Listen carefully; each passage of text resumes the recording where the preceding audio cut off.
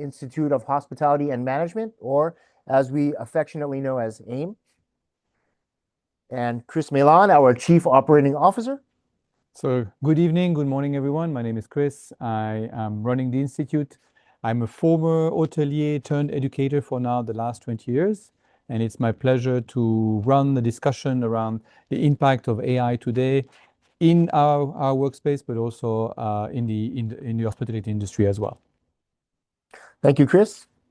So first, let's take the beginning of our session to introduce you to AIM and what we're all about.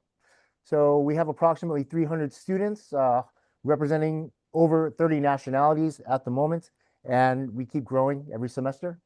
We have students not only from Southeast Asia, but from around the world. Our motto here is aim higher. You can see we have a play on words here.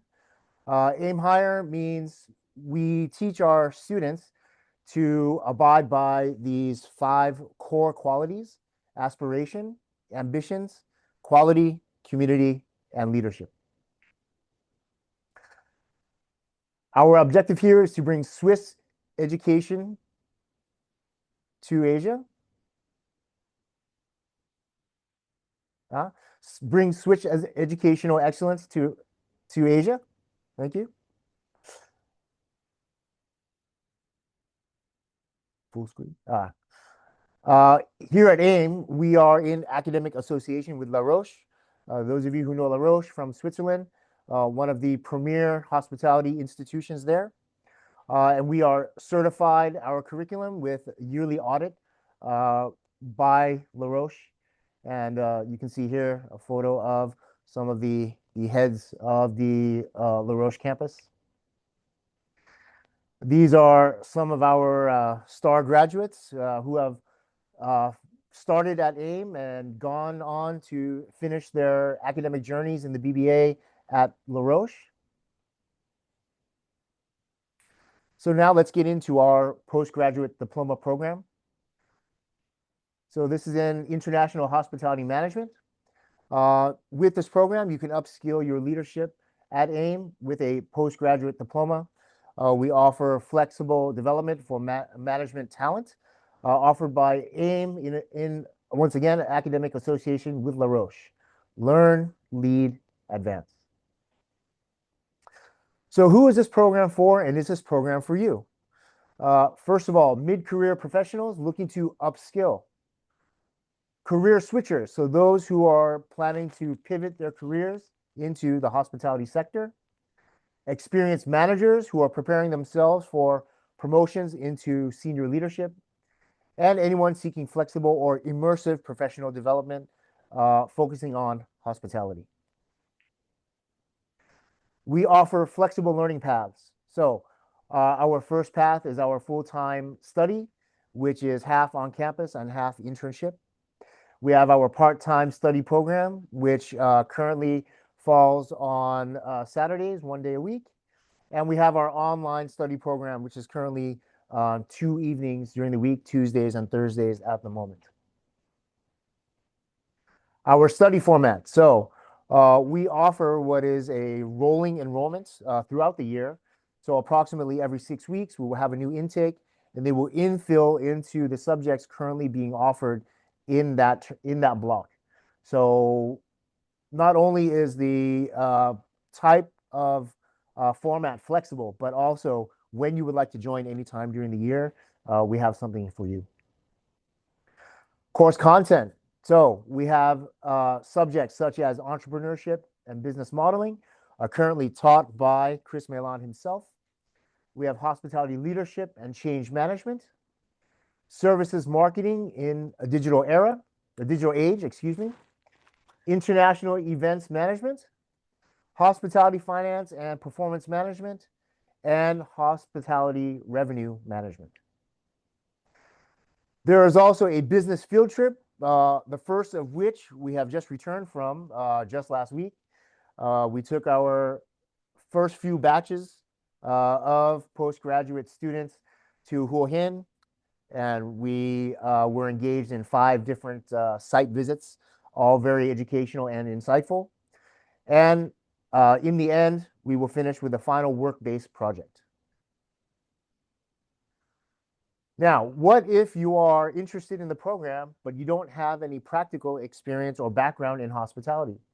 This is not an issue, as we offer a program that you can join, which is the Hospitality Immersion Program, or HIP in short.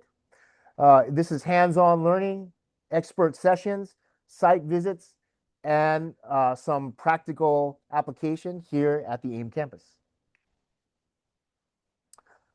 Once you have finished your first year at the PGD program here at AIM, you then have the opportunity to finish your second year, which would be an advanced master's degree in advanced studies in hospitality management with specialization, or MAS, and that will take place at the La Roche campus in Switzerland or in Spain.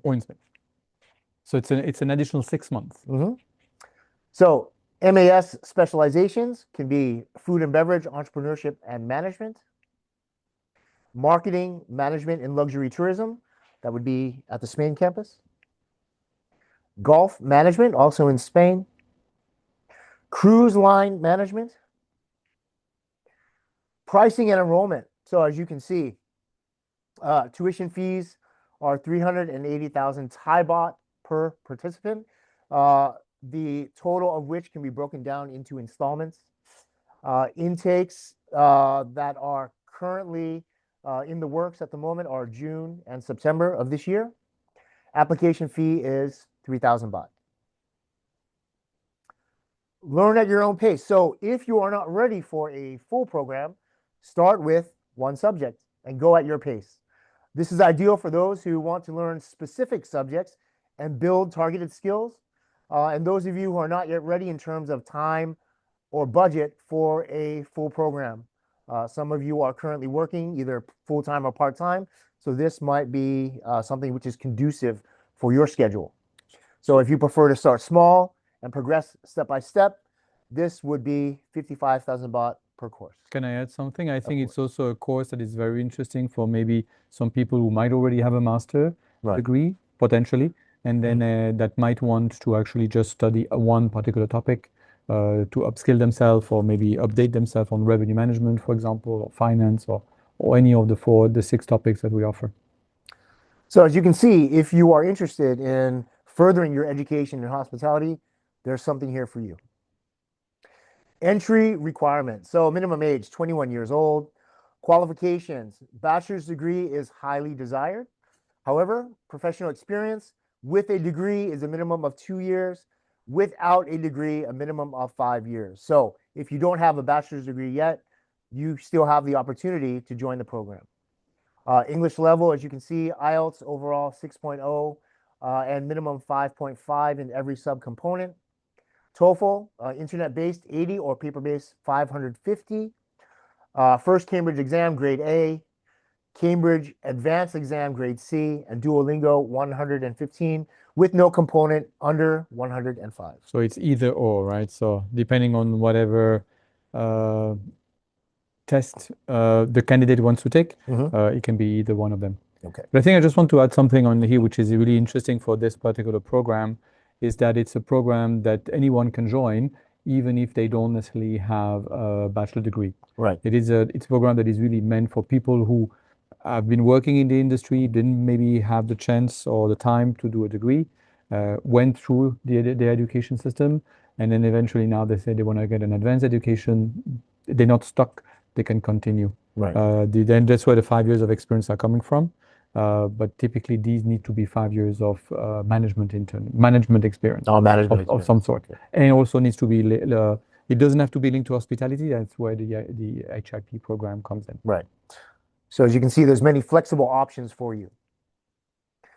So why this program works for you, right? It's practical, project-based learning, work integrated development, so no loss of productivity, affordable alternative to international MBAs, prestige of Swiss-style education through La Roche.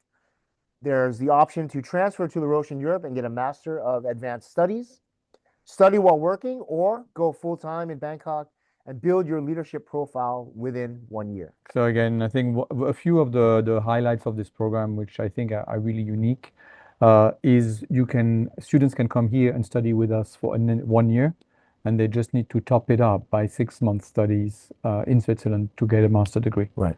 And typically, if the students are working in Thailand or in Asia, so in Thailand, they can come from the part-time program, which is on Saturdays, or they can decide to come on or study online wherever in Asia they are, and then they can actually come and study with us like that. Right. So that's reason it's a really, I think, a really profile program that has been built specifically in mind for people who are working and want to continue studying while working as well. Thank you. So, more about us, right? If you want to know more, please, you can find more information online, scanning the QR code, reading some of our blogs, visiting our website. And you can follow us on social media, whatever flavor fits you, we've got it all. Exactly. So just a word of warning a little bit is that when we are coming to Instagram, Instagram is normally made by content by our students for our students. Yes. A lot of our BBA students, instead to really show life on campus, life in Bangkok, what happens to be. So if you want to find more information in terms of testimonials, we have quite a few on our YouTube channel as well. And LinkedIn, we share also some articles and so on. So if anyone wants to know a little bit more about us. It's actually quite interesting when you go and look at the lives of the students and what they post. It's what we see every day. Exactly. Yeah. Exactly. Yeah. So, shall we move on to? Yeah, let's go Yeah. to our topic. So we're just changing the slides. Thank you.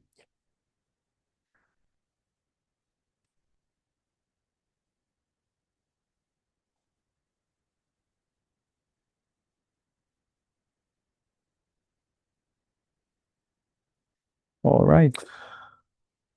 All right, so let's open the next segment of our session, entitled "The Future of Leadership and Hospitality in the AI Era," which will be facilitated and delivered by our Chris Milan. Why me? You're the expert. Am I? Okay. So what has changed with AI since we last spoke? Last year, you had delivered a session on AI and the way we can implement it as a tool in the teaching environment. So what has changed since last year? AI changes a lot and changes very quickly. And typically, I like to keep myself up to date. I like to follow what is happening with AI. I like to try to implement in my work. I try to implement into my teaching as well, and seeing how things work very quickly.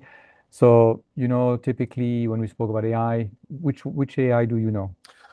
Well, I'm very familiar with ChatGPT, Mhm. of course. We've got Copilot on our Microsoft package. So those are the two main ones that I use. I'm not familiar with many others. No, a name that you might have heard. Claude, it's a Claude, new one. okay. Yeah, Yeah. Gemini. Gemini. Right? Gemini is created by whom? I do not know. You don't know? All No. right. Google. I was gonna say Google. Yeah, okay. And what else? I'm sure you have heard about some Perplexity? Yeah. perplexity is something we talked about. Mhm. Yeah, yeah. So typically there's a lot of AI systems out there, a lot of brain, a lot of companies are putting a lot of money, even Americans. So you the ones you mentioned, we need to think about XAI that is Yes. coming from Twitter/X. Mhm. You have Meta, Meta, yes. Facebook, who is investing a lot. If you go into your WhatsApp, have this little bubble at the bottom. Uh-huh. I don't know if you ever tried it. No, I haven't. They tried really hard to get the AI integrated directly into Facebook, Instagram, WhatsApp. I'm not sure many people use them as well. You have a lot of Chinese models as well, right? DeepSeek and others. Yes, yes. So there's a lot of models out there. However, what we can see more and more is in terms of capacity, of capabilities, these three models are the ones that are really the most popular, the most advanced, the most popular, the most capable model. So ChatGPT from OpenAI, obviously, they've been the precursor. They won the first one who came to the market. Right. I think they have the biggest brand awareness. If you ask anybody what AI you use, everybody will talk about ChatGPT. Claude from Anthropic. So Anthropic was created by a gentleman who left OpenAI and actually wanted to create an AI system that was more ethical, and Right. that kind of created Claude. And then Google, of course, are very scared about losing their business Right. because it's all about ads and social media Mhm. and research search rather, and then kind of created and really worked super hard in terms of being there.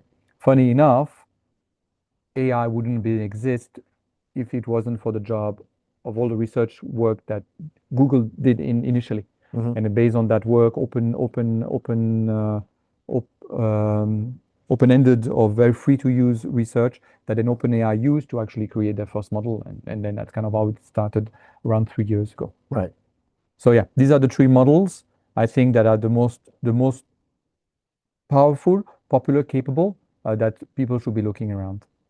And you might ask, what about Copilot? Yes. Our company wants us to use Mhm. Copilot.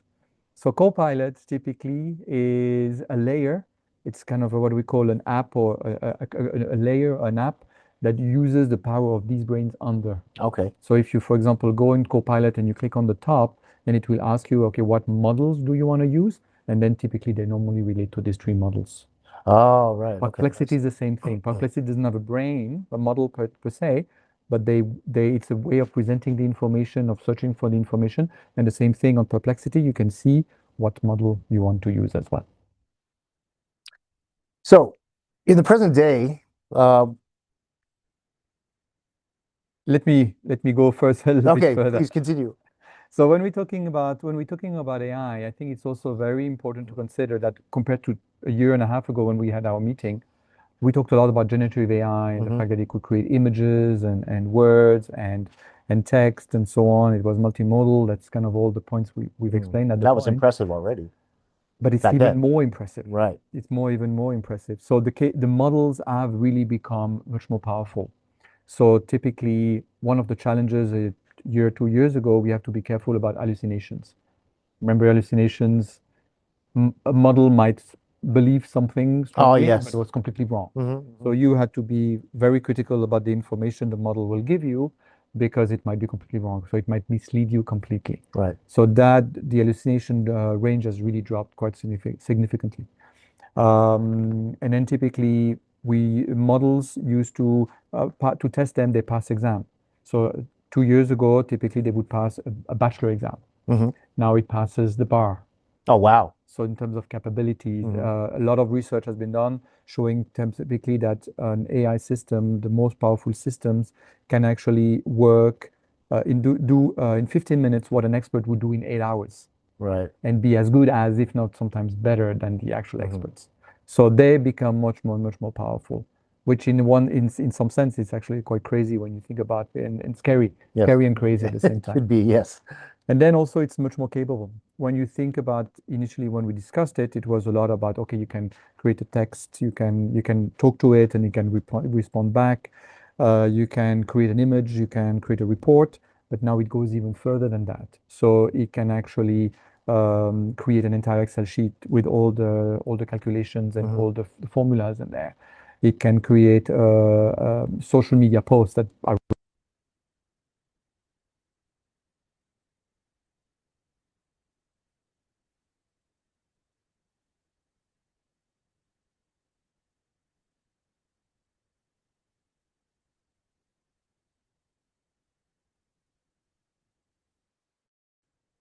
an impact when you think about it, because everything that you can do, we should think about ourselves of what does it mean for us and what we do for work. But I think we'll come that later in that discussion. So as well, when you think about AI, important for someone to think about those three different aspects. So you have the models, which essentially are the brains. Hmm. So again, Gemini, ChatGPT, Claude, the brain that powers what you're doing with it, right? Hmm. The questions, the thinking behind.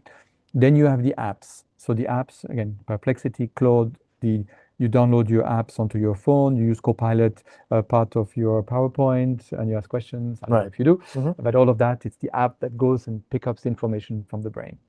And now the even more involved types of systems that are coming out there is what we call a harness. So typically systems that can be installed into your computer that actually can work on your computer, on your files, based on the instruction that you're giving it. Of course, with the authorization that you give it. Mm-hmm. So again, going further and further that it can do stuff for you. So remember this? I do remember this, yes. So what was that? So the way that you prompt will directly result the output that you receive, right? Yeah, So exactly. yeah, if you just go very general, you won't get what you're looking for. Yeah, exactly. So we were discussing at the point that, yeah, you need to be very specific in terms of those six elements. So you need to give an AI a specific task, a specific context, a persona, and so on from in order of importance. And we looked at in creating very specific, detailed prompts Mm-hmm. for the AI to actually come up with a system. Now, to be as detailed in your prompt is not needed anymore. Right. Knowing what you want to put in your prompt, so understanding the persona, understanding context, understanding task, all of these aspects still important, but it doesn't have to be as structured as before because the models are powerful enough and have enough context that they can infer the information or they can infer what you want exactly. So important to still know the different elements of how to talk to it, Mm-hmm. but not necessarily need to know as being like when I started being interested in this topic, we talked a lot about prompt engineering. Right. No, today nobody talks about that anymore. So would you say AI nowadays is more predictive of what we need? It understands. It It understands. understands more what you need, and it kind of infers more the information of what you need from it, based on the few words. And then we're going to come talk about that, but also important to identify that the system has enough information about you. Right. And the more you use it, the more So information it it learns has about about us. you, and the more it will be able to infer what you want, what's your objective, and come up. So, Mhm. yeah. So it's interesting. And then it comes to the concept of agentic AI. Have you ever heard of this concept? This is a new concept to me. New concept. What do you think I tried to represent on that slide? Uh, let's see. It looks like some kind of extra assistant or some extra entity doing multitasking for you. Yeah. Do you watch science fiction? I do, yes. Yeah, Avengers, for example, like Is it Jarvis. Dr. Manhattan? Uh, Is that? yeah, Dr. Manhattan.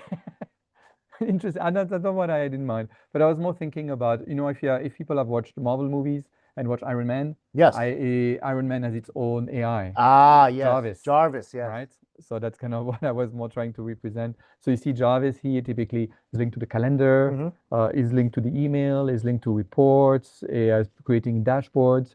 So we are coming to the point where AI, you actually create agents.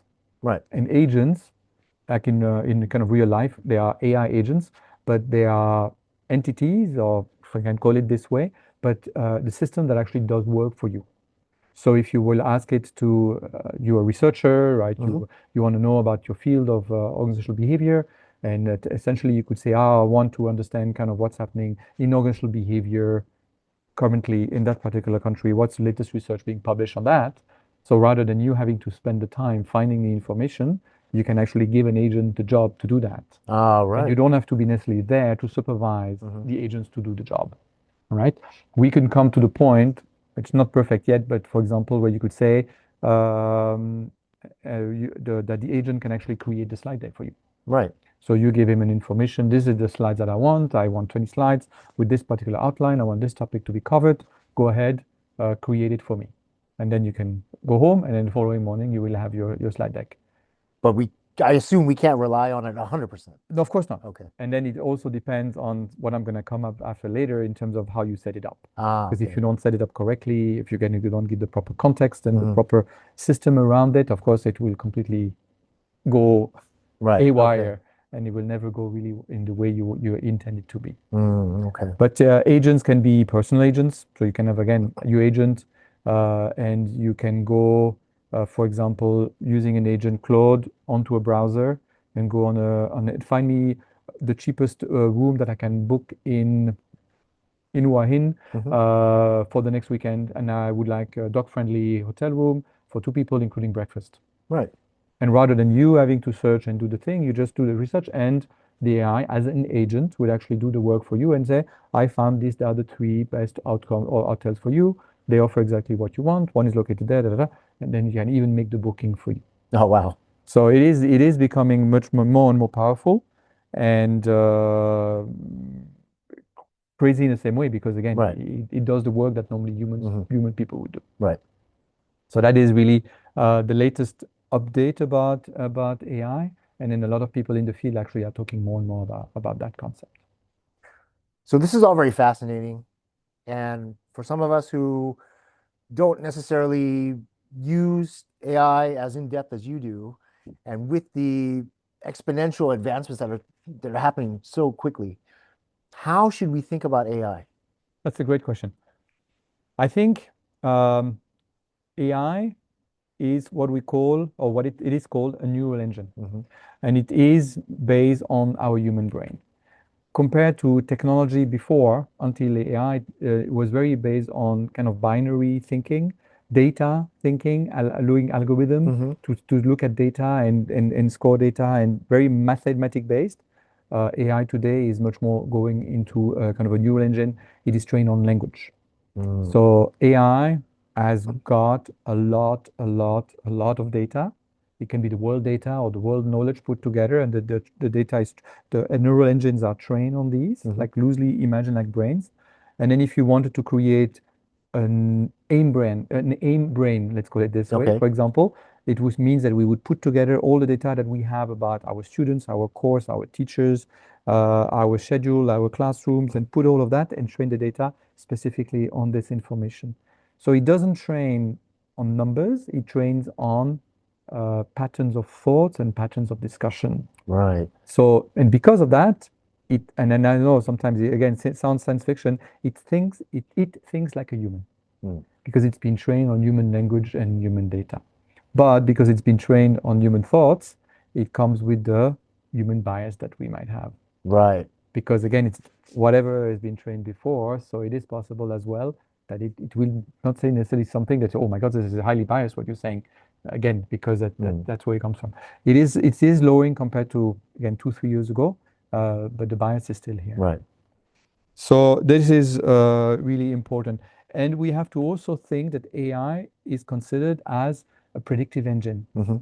And it's how we all started. So I've tried to present that here with that diagram, where you have the input. So for example, imagine you go onto your computer, you open ChatGPT and you say, the guest is always, and you press enter, Hmm.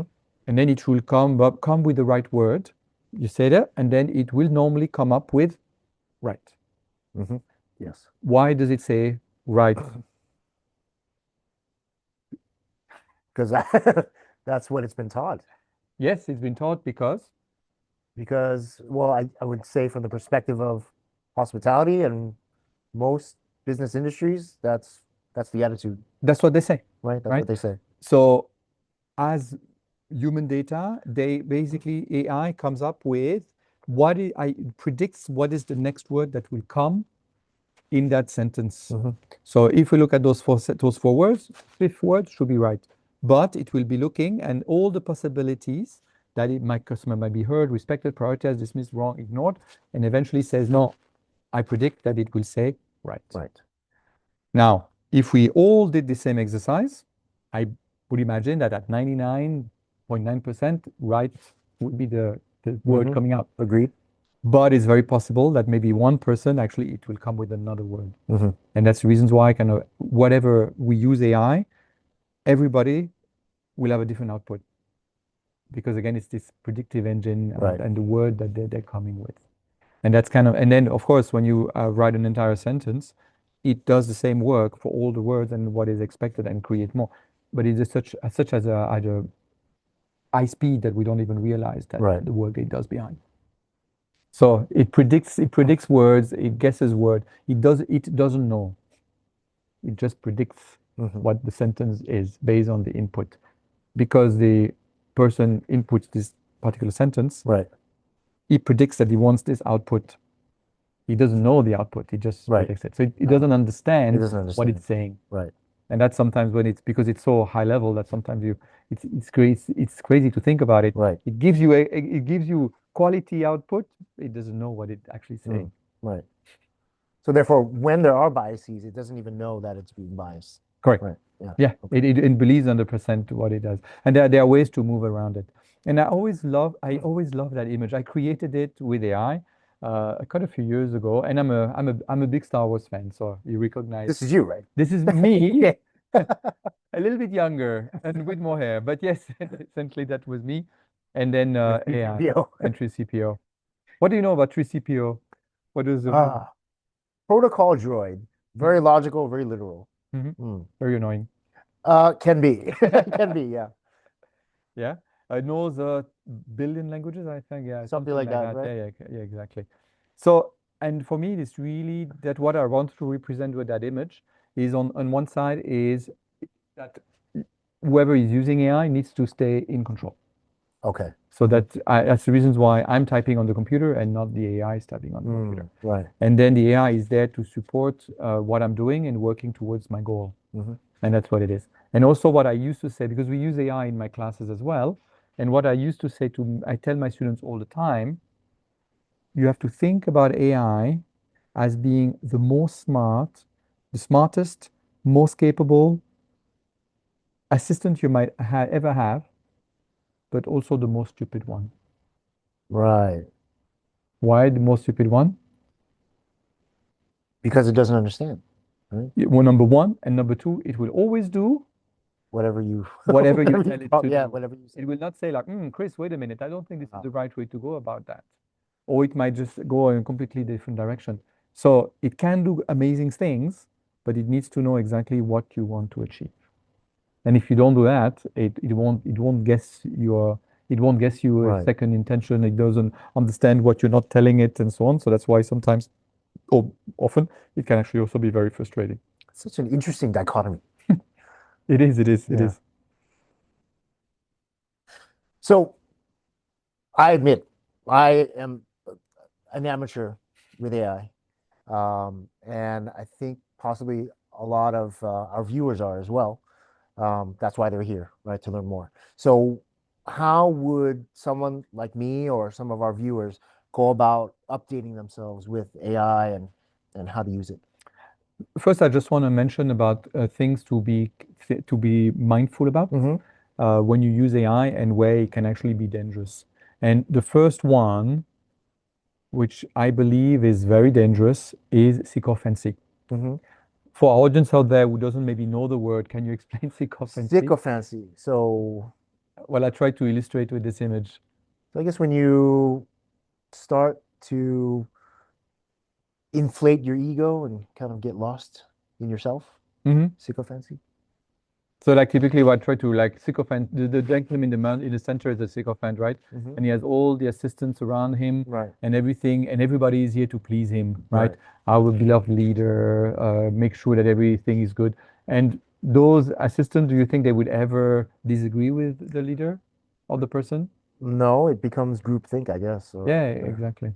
So sycophancy, in a way, the challenge is the way that these labs have created AI. They wanted initially the AI to be friendly to use. Right. And therefore, to be friendly to use, the AI has a tendency to always agree with you, Right. Okay. even if you're wrong. So there's a lack of that critical element. There's a lack of that critical thinking and that critical element.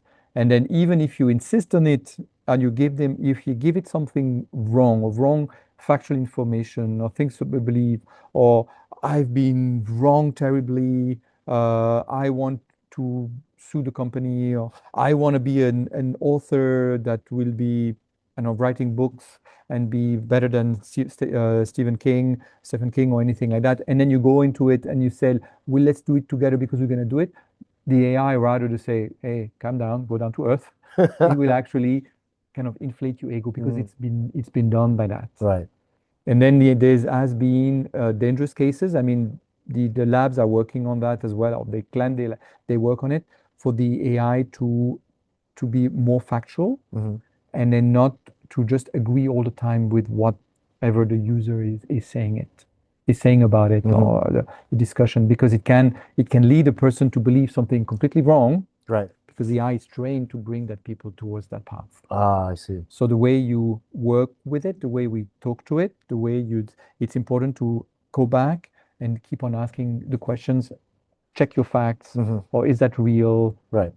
And for example, one day I was using it, and oh, this is my idea, that's what I want to do, etc., etc. What do you think? Oh yeah, this is a great idea. And I was like, okay, really? I said, yeah, no, I said, yeah, let's be a bit critical about what you just Mm. proposed. And then he actually gave me the truth. Ah, you had to pull it out. Yeah. I had to pull out and asking to be critical with the input, so in order to create a better quality output. Right. Yeah. That's interesting. So that's, I think, is something very important people need to have in mind. And then it's a bit outside of workplace, but you had people who now talk to AI like a girlfriend or a boyfriend, I've and noticed that. Yes. exactly. They have conversations with AI as if it's a friend or an advisor or a consultant or a therapist or something. Yeah, yeah. Mm. Which it can be used as is, but the thing is, like, the danger of people not recognizing it anymore as as a machine As a tool. that doesn't even actually know. Right. It just says things without knowing what Right. it's saying. So it's scary at the same time, and I have to be mindful of it as well. I've heard stories about people consulting AI about life Hmm. crisis and things Hmm. like that. And the AI eventually got annoyed and said, "Why don't you just kill yourself?" It happened. Yeah, Yeah, terrible. exactly. But then you can't blame the AI. Right? It's a tool. It's a tool. But Mm. you can blame the labs who have not trained it correctly Ah, in order to have guardrails of this saying, like, when a user is going towards this part, mm. that there's a flag somewhere that says, oops, there is someone in danger. And AI and OpenAI, which happened to OpenAI, had kind of big bad press on that and being sued because of that, Ah. because again, they didn't think about the negative So impact. safeguards can be Safeguards installed. can Yeah. be part by but the challenge, and that's going a bit off topic, but the big challenge that we have with AI now is because AI is such a revolution, I Hmm. would say, Hmm. that a lot of companies, those big labs are pulling a lot of money into AI because that's where all the money goes. And because everybody wants to make sure that part of the next revolution, they keep on investing. And the current governments, they are not that interested in regulating it. Right. Europe is, but US are not at all. Mm. China as well. And then between China and US, it's also a bit of a race. Who's going Right. to have the most powerful AI the Mm. quickest? So then that's a kind of because of that it kind of goes out of control a bit. And thinking, I believe that eventually governments will come back and start to regulate it more. It seems like a tricky dilemma trying to regulate something. Because you regulate, but you cut innovation. So that's always a Ah, bit the right, challenge right. between both. But I've read, for example, that in Norway, they will not allow schools for students to use AI until the age of 14, and then typically if they use it only under adult supervision. Right. Oh, okay. So slowly, Hmm. I think some Hmm. countries will come with things like that. We see it with social media. I think we saw it with AI. That there needs to be some form of regulation, Yes, otherwise, agreed. yeah. So that's coming. I think a second risk, and is this I put those three words on the screen because typically whoever use AI needs to first understand the output. And I think us as lecturers, as professors, looking at education, I think it's very important to teach that to our students. Because again, a student, you might teach your organizational behavior theories, Right. right, Erzberg, and student doesn't necessarily understand it. Maybe there's an exam or report or presentation, and they're just gonna, what is Erzberg Yeah. theory? Then ChatGPT will just give the answer. And then what is I think key is you want students or people working that they do understand what is coming out of them, Hmm. of the system. And if they don't understand it, then they need to ask, explain it to me. And the system can do that. It can say, I don't understand, explain it to me as if I were 12 years old. And it will break it down, Right. really wait, and give me examples, give me example of hospitality. So it can actually it's a very good teaching tool, but we need to tell staff and students how it's the best way to understand the output. Mm. And once you have the output, you need to validate it. So that's where critical thinking comes in, and where you need to think about, okay, Is that a good point? Is that okay point? How could we improve? Where can I bring it differently? Does it make sense for my context? Does it make sense for what I want to achieve? And then kind of give it feedback until you can guide to have a final result. Is that's what it is. This seems like a key step that many AI users today skip. Skip. Yeah. Exactly. And then the last part is you need to own it. All right. So which means that if your boss asks you for a report, Hmm. a slide deck, or a financial analysis or whatever, and you give it over and suddenly say, "Oh, Dr. Ute, what did you mean by that?" And then you don't know, then you're in trouble because you cannot say, "Oh, ChatGPT gave it to me," right? So you need to also own it. Otherwise, maybe Yes, if you don't know what you're doing, then why do I need you? exactly. So Exactly. I think that's why this concept of really understanding, validating it, and owning it, I think it's really super, super important. And now, what do you think I've tried to to illustrate with that image? So again, it seems to remind me of another way of expressing that the human surrounded by the agentic AI. Hmm. Hmm. All right, so who's real and who's not? That's it. That's it. I mean, man, what I try to say is that the challenge is that because these brains, these AIs, these systems are so powerful that today anyone can go more or less in front of a Claude and says, "I want you to produce me a presentation about this," and he will produce it to a very high level. Hmm. All right, and it will produce it as very professional, more professional than maybe everything we've done before. But the challenge is that if everybody can produce a high level presentation because the systems can do it, then what's the difference between you and me, between us working here versus our competitors, Hmm. right? So it's kind of like how can you differentiate yourself as a worker versus what AI can create. And typically, and that's where it starts to be a bit dangerous because we can work about work replacement and why do I need a person anymore? So I think one of the big focus, and that's why I try to put the human in there. So where we are still very important is in one sense our critical thinking, Hmm. which is a word I use all the time, and people look at me like, "Oh, why again?" Because I believe it is super important. And taste, human taste, Yes. understanding what is good, what is not good, what works in a certain way, and really to be able to differentiate ourselves. And then, and then I think maybe for you and for everyone, every time I look at what AI can do, and I'm not on the forefront of the wave. I'm somewhere in the middle, Hmm. join there. But I think today the danger is if you do not update yourself, you will be left behind. And I think in our role, we're still lucky because as lecturers, we still are here to, but a lot of people who are working in the office job, regular knowledge workers, typically, if they don't update themselves, one day will say, okay, we don't need you anymore because Claude can do it for you. And it's great because it can help us become more productive, but it's dangerous because it might have an impact on Right. on companies Hmm. where. So I think it's important, and that's why everyone is here today is to keep themselves updated and the importance of keeping yourself updated. Cognitive atrophy. You like to go to the gym, right? I do. I do. I like that image. So it is the idea of our brain is a muscle, Mm, yes. right? And you go to the gym because you need to train your muscles so you can build up your muscles and stay healthy. I think it works exactly the same with our brain. So again, if someone has a tendency to just delegate everything to AI and AI can do it for them, then again, what's the value? Number one. But then number two is that they're not training themselves. Right. And it's actually my daughter told me that one evening, my 15 years old older, Hmm. and she was because I went to my AI to find something. I said, "Dad, can you not just think by yourself?"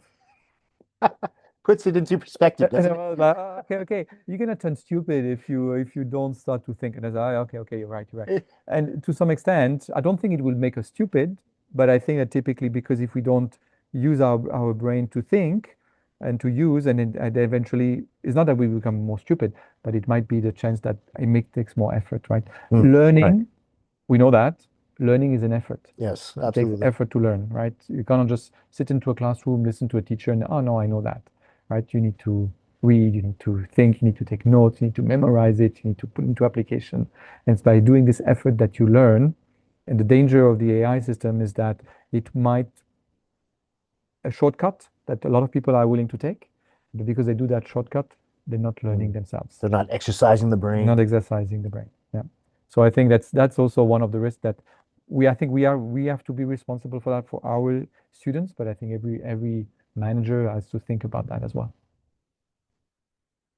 So I will go back and pose my previous question, but I will add, so how do we update ourselves while actively trying to avoid the sycophancy, keeping it human-centered, and exercising the brain? Great point. So on one hand, I would really recommend people to choose one of those three models. Uh, Copilot for works. Our company wants us to use Copilot. It is not an LLM per se, but it's an app that uses it. So if you want to go and delve into it as well, it works. But I think what is very important is that, okay, well, I'm going to choose one model, I'm going to choose one app, and I'm just going to dive deep into it. The first thing is say kind of commit yourself to learn about it. Okay. To say that, okay, Chris, I got the message. I need to update myself. I need to learn about it. So I'm gonna do the deep dive. And then to start thinking about learn how it thinks, play with it, and the more you play or you work with it, the more you learn how it responds, and then the more you react to it, and the more it learns about you, and the better the output. Okay. Because that's a big challenge is you go at this is weak, and then you give up, right? But again, it's kind of a relationship that you're buying, that you're building with it as well. And then my big recommendation is it's an investment as well in terms of money. Right. Social media has trained us to think that everything is free. Because you go on Instagram, it's ads. You go on Facebook, it's ads. You go on LinkedIn, it's ads. So everything is free. So therefore, why should I pay for it? But the problem is, if you take a free app, the quality of the output is actually quite weak because it's the cheapest model, the most limited model, and you cannot really dive deep into it. Right. So Okay. it's about Gemini is 750 baht. I invest that money, and I know that the model will give me more. I think it's some a decision that we have to make. Within companies, sometimes the company is ready to pay for it. So, for example, within the Minor group, Minor is ready for people who want to use to have the pro access, which is more powerful. And then what I tried to show on that slide here is typically when you go at the bottom of the models, this is Claude, but it's the same for Gemini, it's the same for the others, is that you can actually choose the model. And then you should always use the more complex. So for example, in Claude, it's called Opus 4.8. It's the most recent and is used for complex tasks. Right. And then you should also, I put effort, and I also put the thinking model. I don't know if it's gonna work. So in here, the reasons we want to do that, because if you use it and you put a request with the thinking turned on, it will actually break down your request. Right. It will say, okay, Dr. Yut, ask me this. He's going to map up steps in order to better answer to your request. And then he will be able even think about some details I didn't think about it. What exactly is the user trying to ask me? What is the way for I need to work throughout these different steps to understand what it wants and come back with, and so the more extensive model can help you do that. The cheapest model, they try to respond to you right away. So as opposed to being predictive or making assumptions, it will ask for It clarification. will ask for it will first think itself to what exactly clarification, and it will ask further for clarification to go deeper into it as well. Right. So that's kind of a thing. So it's like thinking high in terms of thinking high or high extra model, and yeah, investing a little bit into that. And then we talked about prompting is not as important anymore because the model infers what exactly you're trying to get from the role, from the format and the tone, right? Whatever you ask, and the more info. But what is super important is two things, and is the outcome and the context. So the outcome is you start a chat or you start a task, you need to already know what exactly is it that I want at the end of it. If it's just an answer about last night's World Cup match, it's fine. But if you want to do, if you want as an agent to do a specific task for you, you already need to have the final output in mind.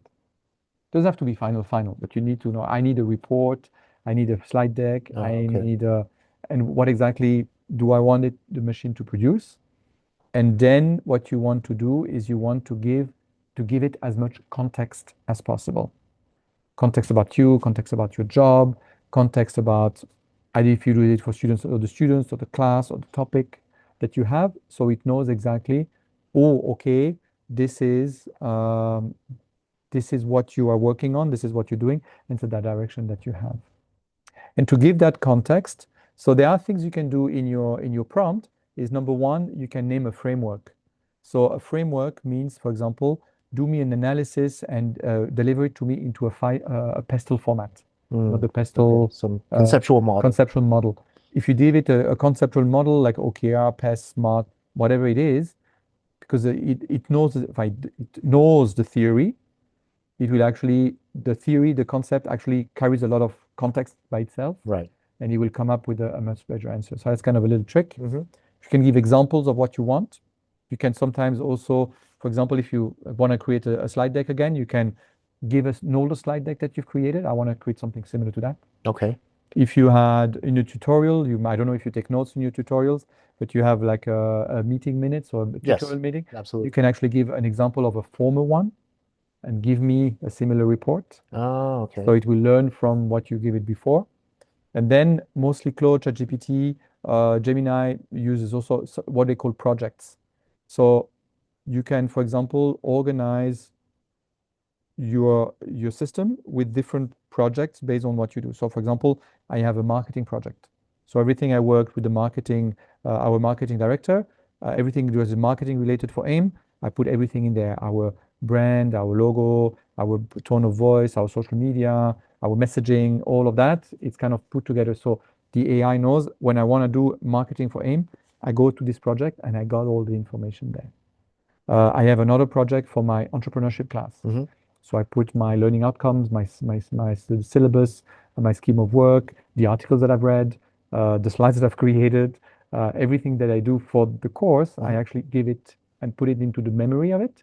And this is part of the project. Right. So if I go and then suddenly I say, I have a student ask me a question about X, or I don't know, maybe I want to improve my slide from last week. I can go, what did I talk about in my class last week? And because it has all the information and it's powerful enough that it will go into all the information about the project and say, oh, last week you talked about customer discovery.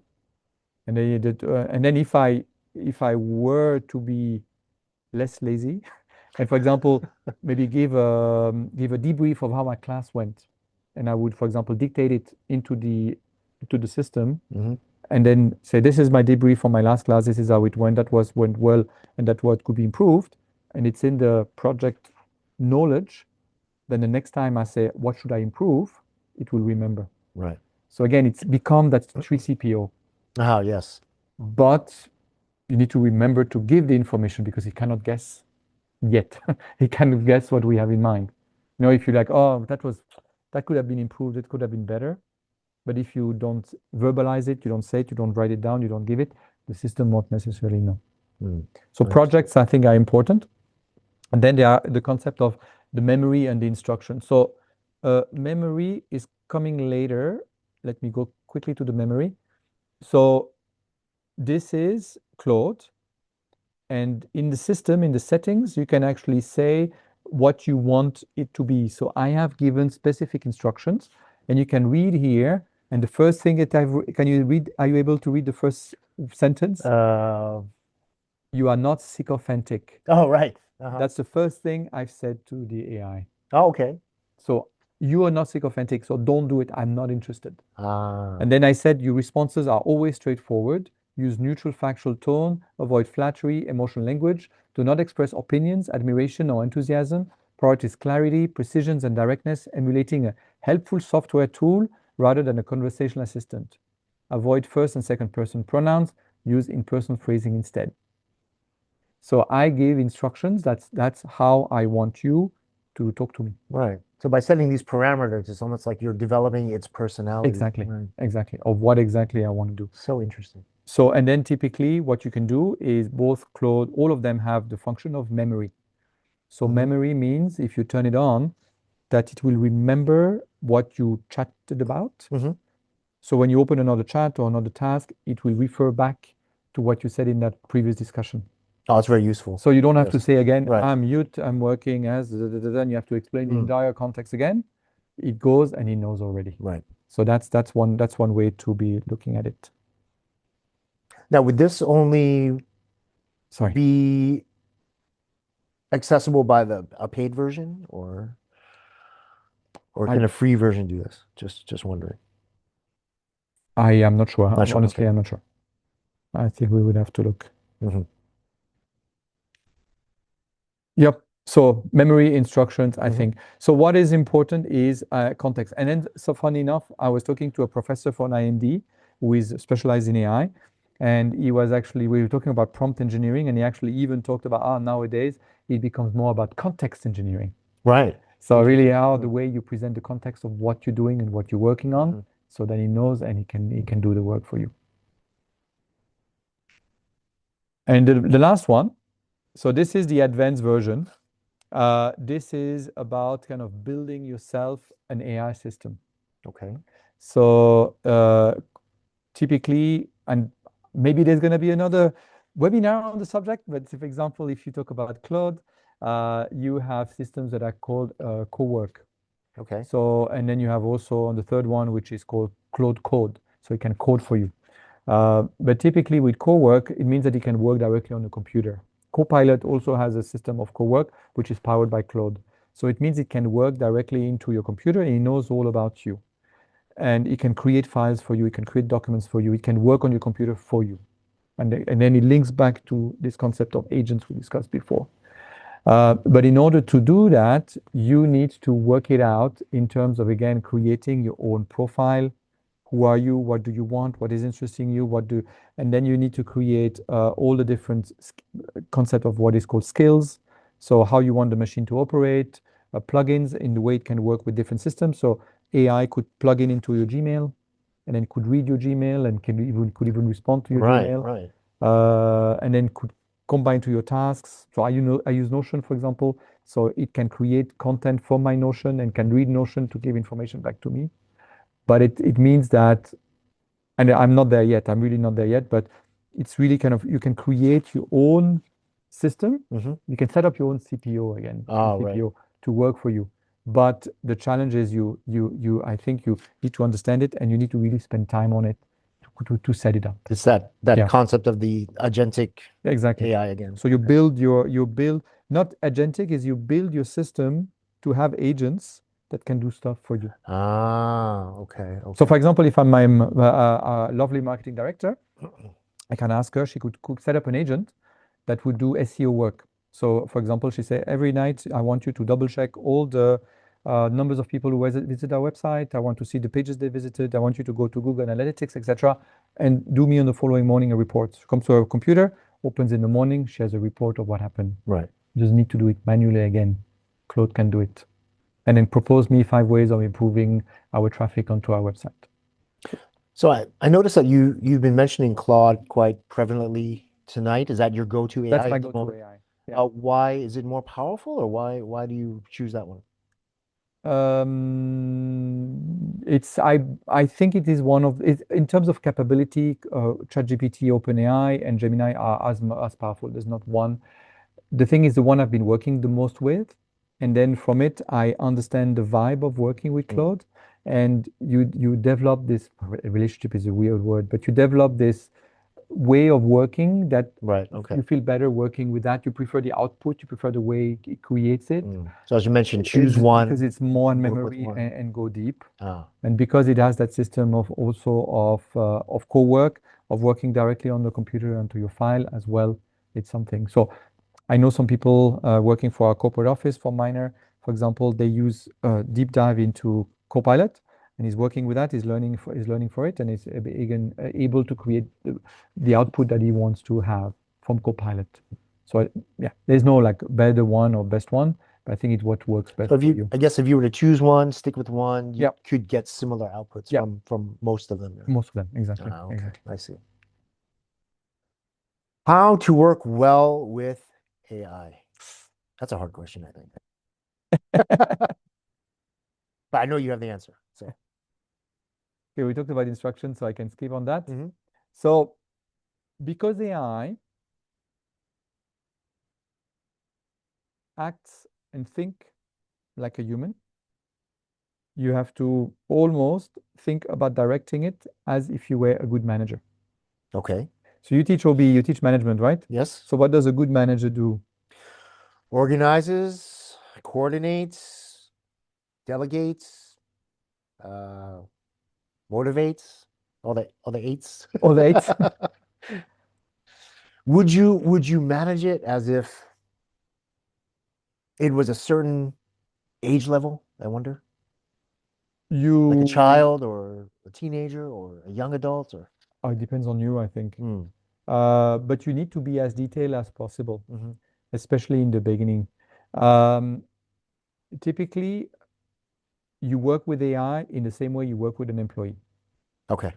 because it is your employee. It's Right. your personal employee, right?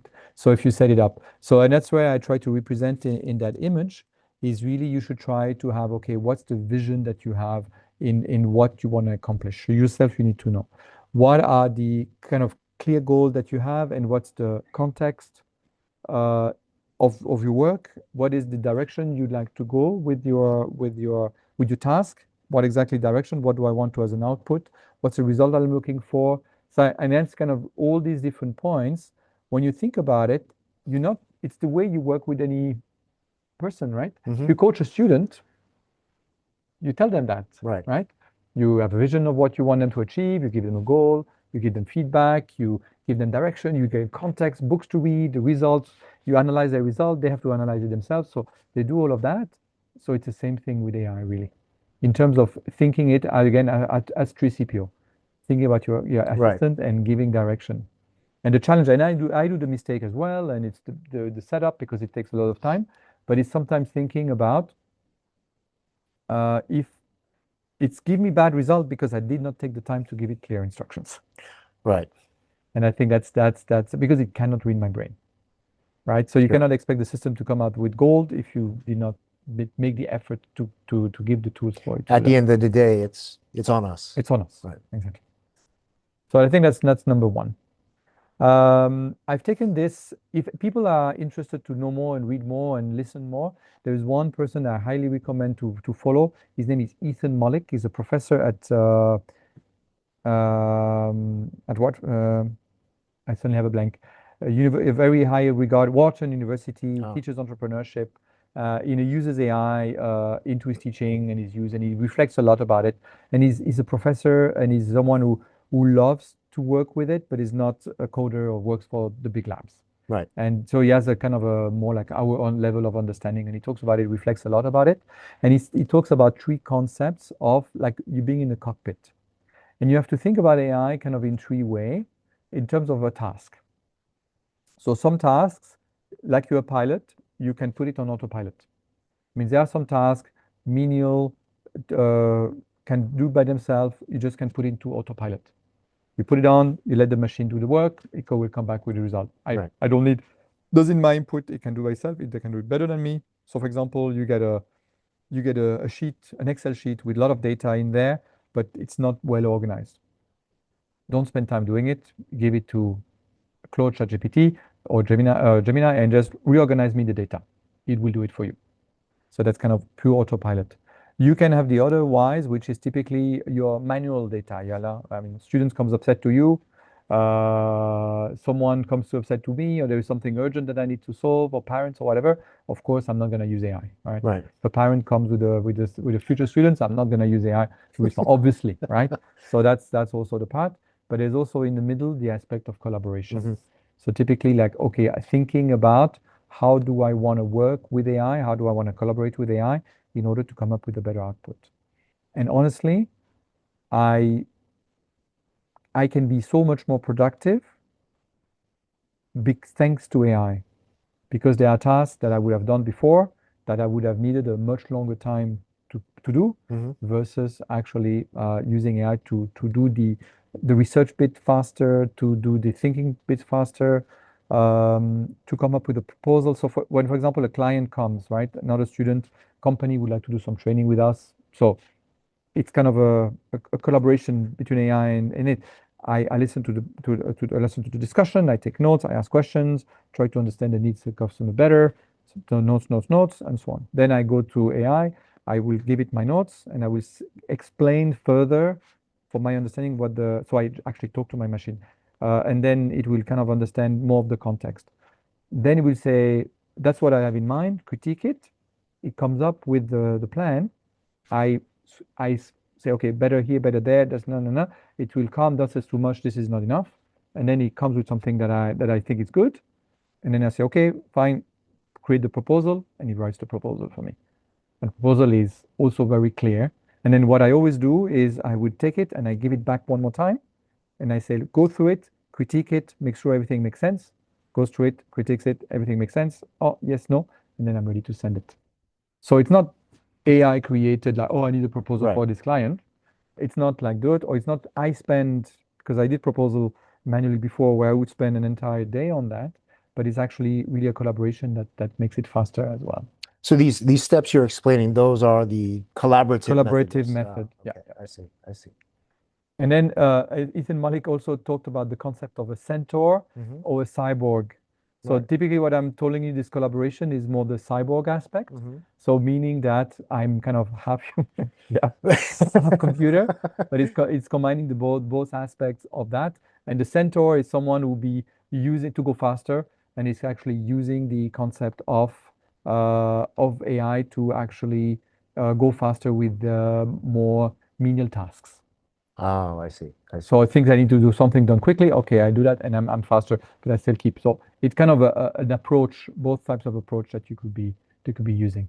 But there could be a time and a place for There's a type either of or. exactly, Right. exactly. Okay.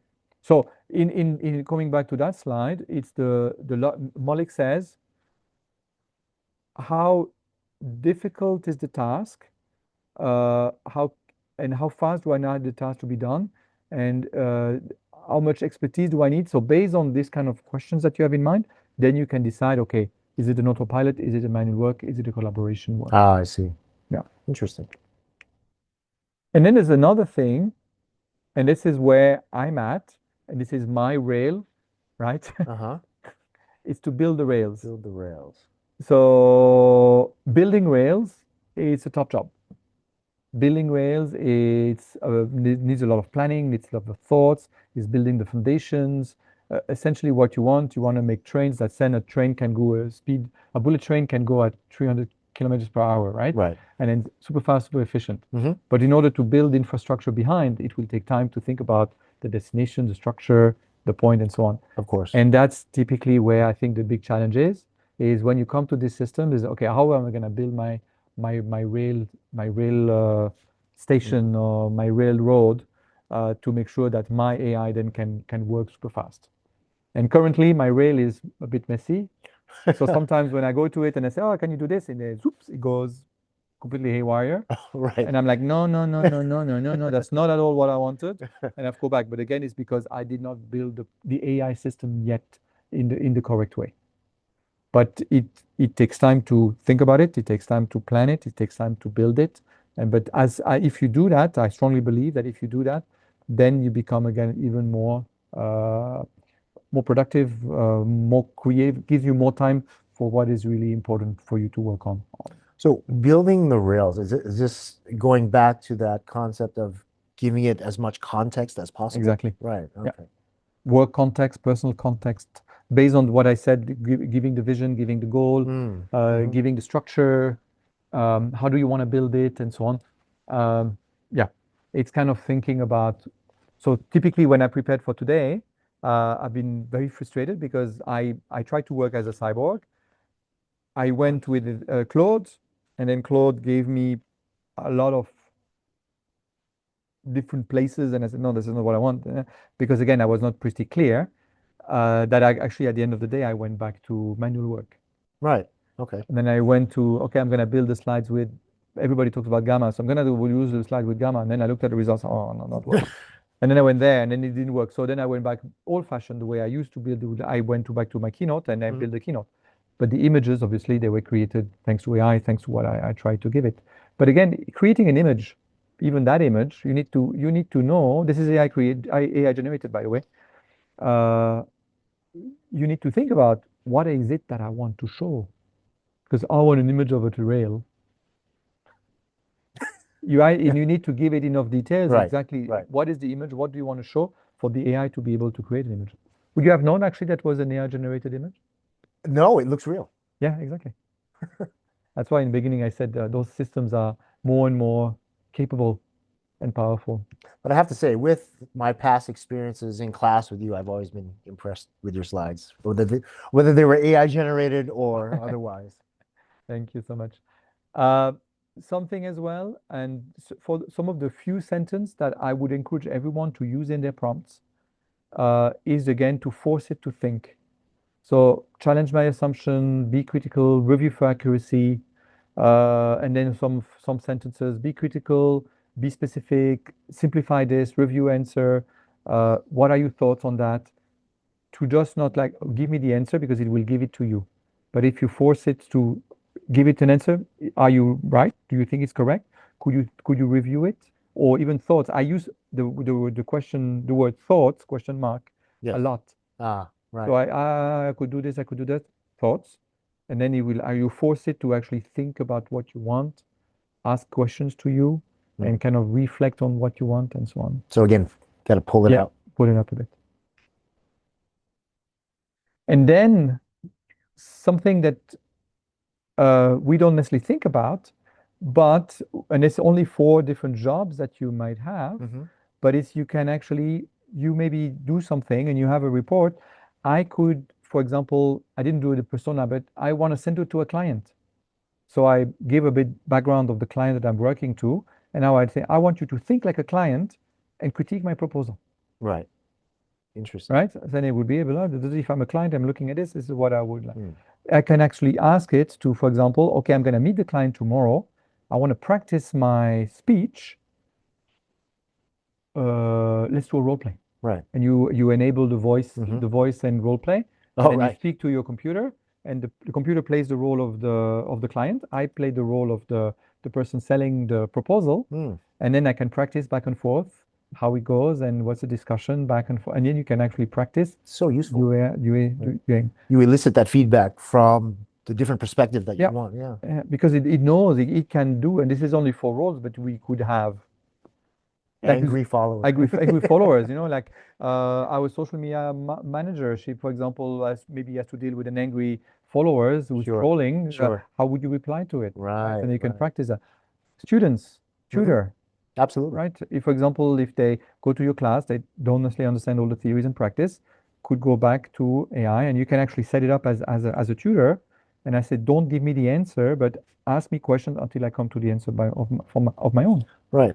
Right? And then they could practice. And then my daughter is doing that. She's doing physics. She's doing physics at the moment. She wants to understand physics better because she's a high performer. She wants to perform, but she's actually using AI to actually learn AI, not giving me the answer, Right. but use it to train. So I think this is something that people don't necessarily think about, but it's also a very, very powerful aspect of it. That is interesting. So AI, yeah, how has it changed the way we work, the way we lead in the hospitality context? And if you dare, how do you think it will keep changing in the future? Again, I'm futurist maybe, but I cannot read tea leaves, but kind of see how it is and what is hospitality and how it impacts hospitality. One place that I would start is we do research, right? That's what we do. We read, we find information. So preparing for this, I found a BCG report from the Boston Consulting Group. Very interesting report. And they actually talked about AI from their research perspective. And they looked at the way that it can really impact the value chain on 5 different categories of the industry. Right. So first one is marketing. So everything that is related to customers, marketing, revenue, the commercial growth, it definitely can have an impact with that. Talking about the guest experience and the engagement, so how AI can impact that as well. And then I think one of the biggest impact that it can have is everything that is related to productivity and efficiency.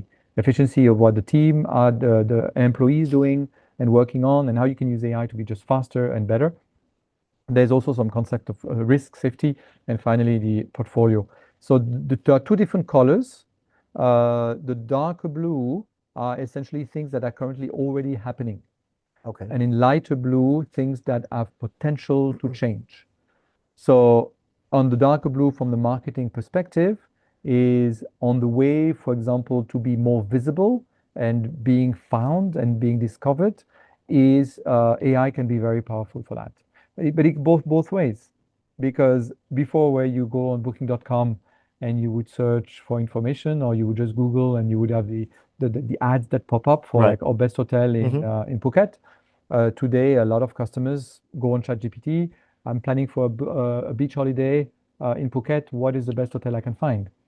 And then do you appear in the search or not? Ah, right. So Okay, I see. that is already being used, and it's something already that kind of everybody is looking. So where we talk about, we used to talk about SEO, search engine optimization. Now we talk a lot about AIO or AI optimization. So how do you optimize your site and being findable through the impact of AI? So that is something people are already working on. Pricing optimization, we talk about revenue management, right? How pricing adapted depending on demand. Typically, you have revenue managers working in hotels and then deciding on today I'm going to sell my hotel rate at that much and so on. Now with AI, it can actually become faster. The forecast will be more accurate. Right. So they do already have an impact, right? And then you can think about the way you want to check in and so on. So I'm not going to go to every different point, otherwise we're going to be here for much longer. But I'm just going to look at and identify, I think, my own perspective of 3 points where it will have a big impact. All right, is on the impact of discoverability and customers finding your hotel. And then really thinking about it, and then try to represent the idea that currently sometimes finding your right hotel is a bit of a nightmare. Again, you have to search for the information, you have to look at the pricing, you have to find where do I book, where I don't book, do I trust the review, do I read, and so on. It's kind of becoming complex, right? And the hotels and the big companies, one of the aspects that they're investing a lot of money into having their loyalty programs, and all the big major brands do that because Right. you're in a loyalty program. The customers will then go into the apps and book, and it's easier. That's one of the reasons why a lot of owners want to work with a specific brand to be part of the loyalty programs to ensure a certain amount of reservation. But I think the danger will become that eventually, as we said, we have hotels can have agents or companies can have agents, but customers can build their own agents too.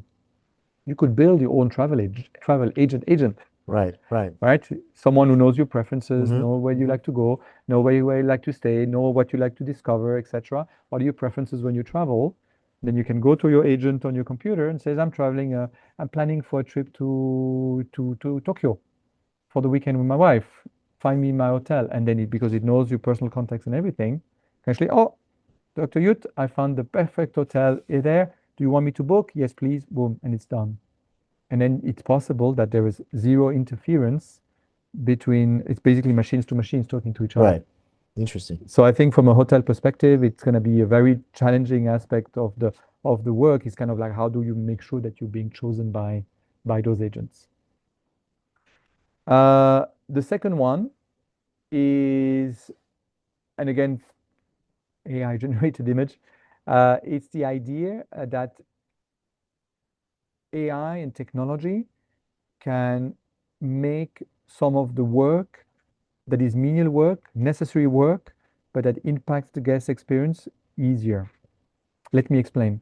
So I was watching a video interview from an hotel GM in the US where they have actually used an AI agent together with a voice to speech, no, speech to voice system, whereby you talk to an AI and it sounds real. Okay. and they use this kind of AI system slash robot for customer service on the phone. Oh, right. So they are saying that when a customer is thinking about, oh, I would like to order a new towel, or I need a new cushion. Normally, what you would do is you would pick up zero, Yeah. call, Mm-hmm. and then you have your person who is answering the phone, maybe at the reception doing the job, or maybe you have, and then typically while they're doing a menial task, like, yes, understood, sir. Yes, of course, with pleasure. We will send you 2 towels. You may be interrupted to do the task that you have with the current customer. So it means that the more that where the interaction between human is not that necessary, that actually could be replaced by productive system that help you to do these tasks where the team members or the staff can actually spend more time in spending with what is important, which is the hospitality. Right. So I guess it would work with more routine mundane tasks, mundane tasks. tasks. Mm-hmm. Yeah. Which of course is a bit scary when you think about it, because typically, am I speaking to a human or not? And I think this is also where I wonder, and this is completely again open to, we will see, will there be potentially a backlash in the future about people not talking to humans anymore, Right. and having like an AI slop or an AI rejection? This is, oh, this is AI. I'm not talking to a robot. I'm not doing that. I want to talk to someone real. It could also happen.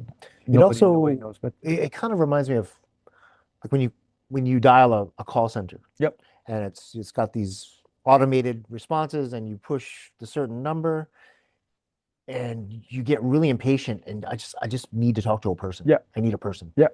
Yeah. But typically this could be automated where you could respond right away. Right. And someone could talk about, and again, because that LLM, that AI agent would have been trained on the data of the company, could access your own data that is part of the CRM, and knows exactly what you want, what you need, has the full context, knows the company policy and everything, and then you could talk to you and then just solve the problem for you. Right.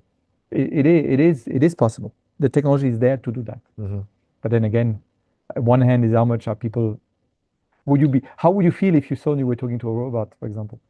If I knew, I would feel very impersonal. Maybe like this organization or this hotel doesn't value me enough to put a person on the other line with me. But would I know? That's the question. Right. If it was something routine and just, there's set protocols for this, send me up a hot coffee or something, Yeah. I may not even know. But for example, I went to a hotel, and then the hotel, they said they had an app. Mm-hmm. So, oh, you've checked in, it's great. You can have an app so you can see all our directory, our service, etc. And there's a chat service. So if you have a question, you can chat, and we at the reception will answer you back. So because, like younger generation, they prefer chatting than calling. So I think it was a good idea. Sure. And sometimes you don't want to call for something. So, and I don't remember what the request was, but I took my phone and I requested for something. But then no answer. And it took them about half an hour. And eventually I went to the reception to get it solved. I don't remember what it was, but it was to get something. So I went to the reception and I got what I wanted. And I didn't tell the person that I actually put a chat. Right. And later she replied about half an hour later. Now, most probably because she was alone, or there were 2 people at the reception, they were busy doing other check-ins. They didn't see the notification, they didn't reply, they didn't have the time because they were doing something else. Okay. So the intention is good. The system is a little bit broken, which something that could enhance customer satisfaction, but actually didn't really work. But if you put an LLM or an AI agent that calls and, oh, I'd like this, I have these questions about when is your restaurant open? You don't need a human for that. Right. The agent could reply to the customer right away. And that potential for delay is then mitigated. Exactly. Potential for delay is gone, and then the person can still do the check-in. And when I go to the reception, she'll still be here. Right. And she can be focused on doing, and that's why I try to represent here, can still be focused on the hospitality, the person to person, which I believe is still the important part. The important things, of what you. Sure. And then the last part, again, The brain, right? The robots and everything, but it's more looking at thinking about the back office and thinking about the productivity of what it is that you're doing in the hotels. So, for instance, a simple example, when I did my apprenticeship and became a first manager supervisor, I had to do rostering. So you do your rostering for the restaurant, who's going to come and work. So next week, all your team members or to all your, they're saying, oh, I would like a day off on this day. I'm getting married on that day. The movie's coming out then. I had to look at the occupancy predictions. I had to look at all the different factors, and then I would write, oh, you work in the morning, you work in the evening. Honestly, this job would take me half a day. And if everything, and then it works, and then you give it, and you see a problem here. It's an important job. Yes. Because you want to make sure everybody's happy and you want to make sure that your restaurant is also busy, is well manned at the moment that it needs to be done and so on. But today, if again you give it the right context and you give it the right information, and you put this job is done in 5 minutes to everybody's satisfaction. But again, same thing, you need to understand it, you need to validate it, and you need to own it. Yeah. Because when you come back and you say, oh, but Chris, we're missing 3 people there. Oh, ChatGPT made a mistake. Of course, you cannot do that. So I believe that AI can really improve everything that is kind of these administrative tasks that we need to do, because it's needed for the management, for the work and the organization of the work, that can make that so much faster and much more efficient. Yeah. When again, the team can spend time what is important, which is looking after customers. Like, for example, one of our PGD students is working for a hotel, right? And during the PGD field trip, he had to work in the evening because his manager wanted the Excel report of the sales of last night. And he was doing it manually in his Excel. And I was like, do you need to do that manually in your Excel today? No, you really don't. So again, it's kind of like how hotels can expedite this kind of work that doesn't really add any value to the value chain. Yeah. So I came up with that. Or did I come back with that myself? Or was I a cyborg when I came up with that? Could be. So yeah, automate the transaction and elevate the interaction. Kind of the way that I would recommend to look at it. So this particular question is something that I'm very interested in as a fellow educator. How do you go about utilizing and implementing AI in your class to enhance learning? Yep, great question. So I strongly believe that today we need to teach AI to our students. We need to teach them our little Amy has fallen. Our mascot cannot say, here we are. Because typically it's there, they're using it already anyway, right? They come in our school, they use ChatGPT, they give the answer. So again, that like you understand it, you own it, you validate it, you own it. I think this concept needs to be kind of taken on by all the students. We still need to teach the basics, so that there's no way around that. They need to understand it. But at the same time, as AI will become more and more embedded into companies, that they need to be able to know how to use it right. Yes. Right. So this being said, in my entrepreneurship class, where you can use AI to act as a customer, you can use AI act as an investor. You can actually, I ask my students to use AI to test their ideas. So I ask them to come with ideas. I ask them to create a business model around the ideas, where to work, but then say, okay, you use AI in order to try to validate whether these ideas make sense for you. You try to see how you want to use AI to actually start creating some of the aspects around it. And then as we are entrepreneurship, they typically have to sometimes come with prototypes. Right. So I ask them to use AI to create the prototypes and play the interesting, yeah. prototype. So in kind of all that aspect of the students using it directly for them. And I want them to use AI, and it's part of the reflection. So they have to do a reflective essay at the end where they actually use AI to think about it on their own. And then on myself, how do you use AI? I use an app that uses the brain of Gemini called Notebook LM. Okay. And I use that where I use it in 2 ways.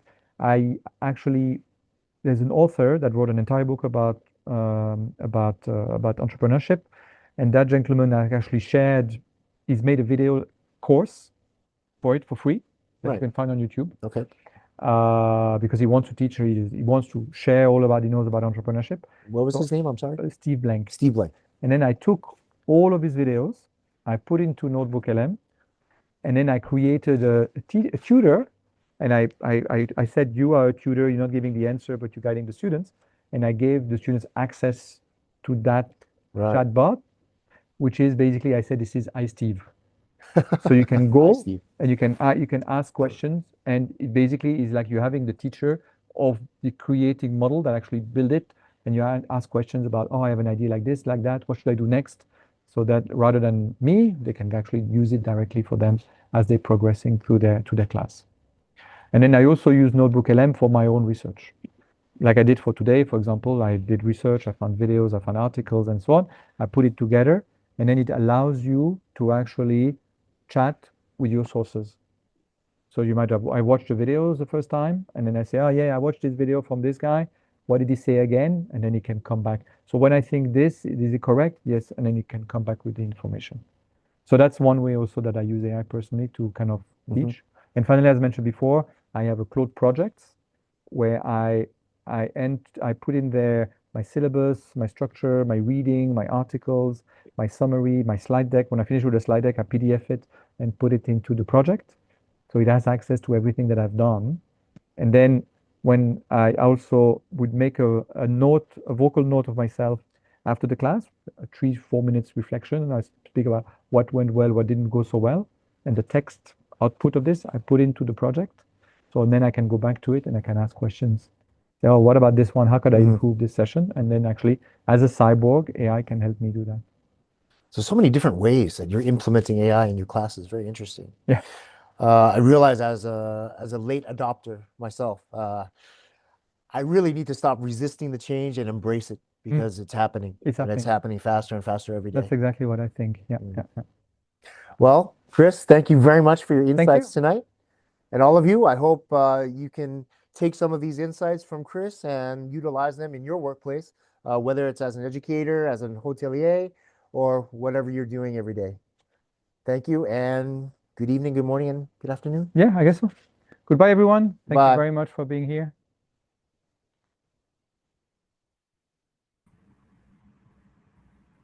Thank you.